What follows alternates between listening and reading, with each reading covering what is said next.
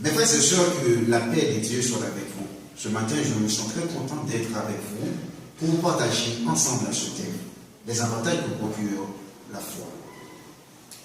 Je lis pour vous le texte, se trouvant dans Matthieu chapitre 17, verset 20. Matthieu chapitre 17, verset 20. C'est parce que vous avez peu de foi, leur dit-il. Je vous le dis, en effet, si vous avez de la foi comme une graine de moutarde, vous direz à cette montagne, déplace-toi d'ici, et elle se déplacera, et rien ne vous sera impossible. Mes frères et sœurs, entamer cette étude au step est le résultat d'une petite foi bien exercée. Cette décision paraissait difficile, mais je pensais à l'aide de Dieu. Soudain, une voix m'enseignait à parler à Jésus, à lui dire, honnêtement, sans tricher, combien je me sentais faible, incapable, incertain pour payer les collages.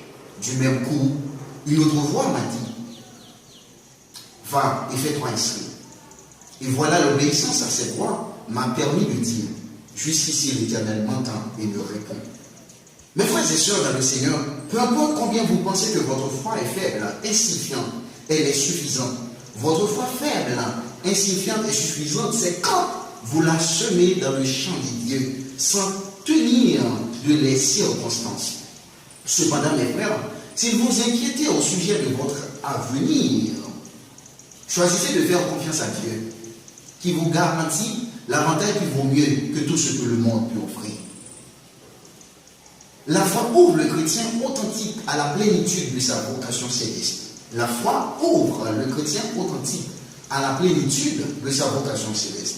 La foi est la victoire qui triomphe du monde. Et Jean 5, verset 4. Parce que tout ce qui est né de Dieu triomphe du monde, et la victoire qui triomphe du monde, c'est notre foi en Dieu. Jean ici évoque la victoire sur le péché qui mène le monde, car l'amour de Dieu consiste à garder ses commandements, et ses commandements ne sont pas pénibles. Parce que tout ce qui est né de Dieu triomphe du monde par la foi. Je me souviens d'autrefois, lorsque je dansais, jouais dans les clubs, vivais dans l'ignorance. Dieu m'appelait et je résistais, pensant que la vie des clubs était plus que la vie que Dieu donne. Maintenant, étant réconcilié avec lui, j'ai la victoire sur le péché et je trouve en moi des richesses plus que ce que le monde m'offrirait. Mes frères et sœurs, la foi en Dieu seul peut garantir à la victoire qui triomphe du monde.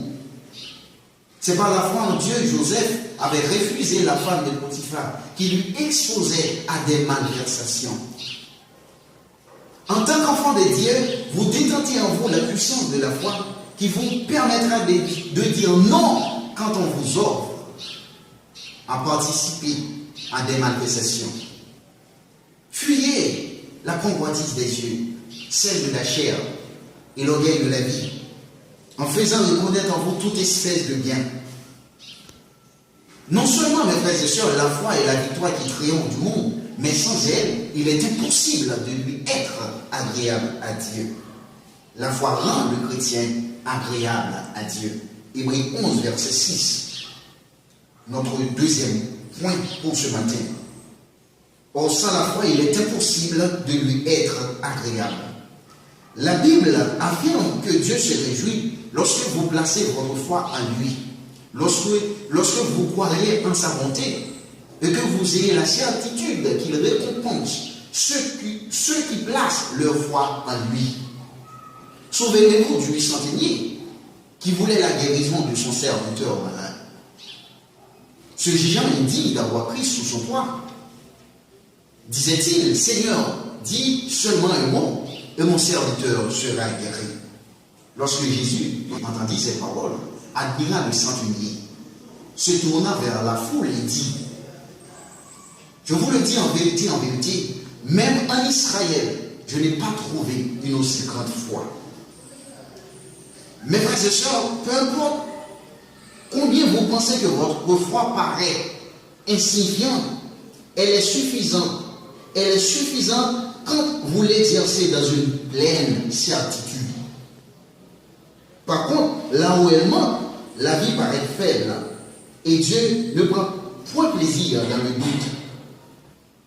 Celui qui plaît à Dieu et qui est juste à ses yeux vivra toujours par la foi. Frères et sœurs, pour être attrayant à Dieu, faites disparaître en vous le doute, le désespoir. Disposez votre cœur en sa faveur en toutes circonstances.